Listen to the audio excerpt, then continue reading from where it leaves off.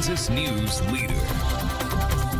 Prison staffing shortages are raising concerns across the country. Critics want to know if they played a role in this recent escape of an inmate in Tennessee, or whether it was part of the suicide of Jeffrey Epstein in federal custody. In Kansas, state officials report progress in fixing a crisis that prompted an emergency declaration in February, but they admit work remains. Tonight, we update the situation and hear why state leaders say it matters for your safety.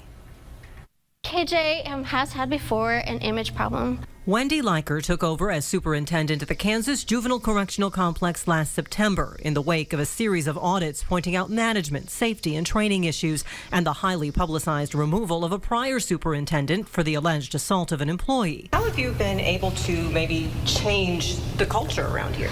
A lot of that, I'm a firm believer in transparency. I am open and honest with what we are facing with our staff shortages and some of the issues that we face. Those same staffing issues plague the entire state corrections system. At El Dorado, corrections officials believe the shortages, coupled with overcrowding, played a role in a series of inmate disturbances in 2017 and 2018 that trashed areas of the prison and injured officers. In February, Governor Laura Kelly declared it an emergency. You have people working long hours in very intense environments. The first issue, lawmakers bumped corrections officers' starting pay to $18.26 an hour, up nearly $4 from 2016, more than $5 from a decade ago. El Dorado's vacancies went from 84 when the emergency was announced in February to 74 in late June, 50 by the end of July, prompting the governor to end the emergency. We are out of the intensive care unit and we've moved on to the regular floor. But the emergency was specific to El Dorado. Numbers showed less progress at other prisons.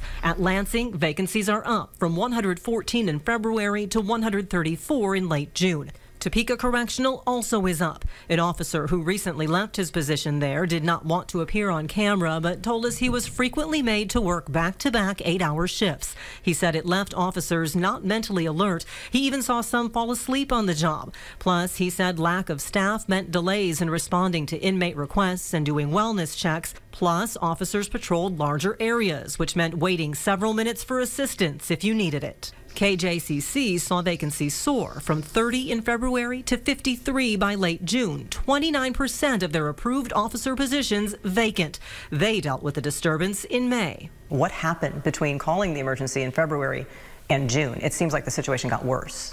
Well, it did, but we didn't have the pay raises in place. And then it takes time, to fill those vacancies. You can't just open the door and, in come the people.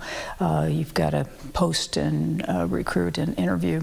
The governor said interim secretaries Roger Verholtz and Chuck Simmons stabilized the situation. Now she's hopeful permanent secretary Jeff Zmuda will develop long-term solutions. He began work in July. We're going to work on some retention strategies to slow down the exit of experienced employees. People don't work just for pay. They stay places because they feel valued, they feel appreciated, they feel it's a good environment to work in, they feel supported, and they feel like they're engaged in making a difference. It's the approach Leiker is taking at KJCC. She's involving staff in recruitment ideas, using billboards and social media, and opening the doors for a job fair. Plus, she matches new staff with experienced mentors. Since the spike in June, KJCC has brought vacancies down to 33. 10 officers came on board just last week. It motivated our staff to tell our story that we are more than the events that came out in the media.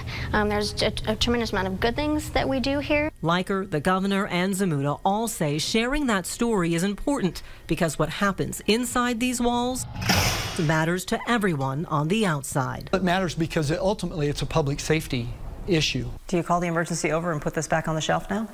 Absolutely not, no. I want the youth to feel safe, and I want staff to feel safe in their jobs.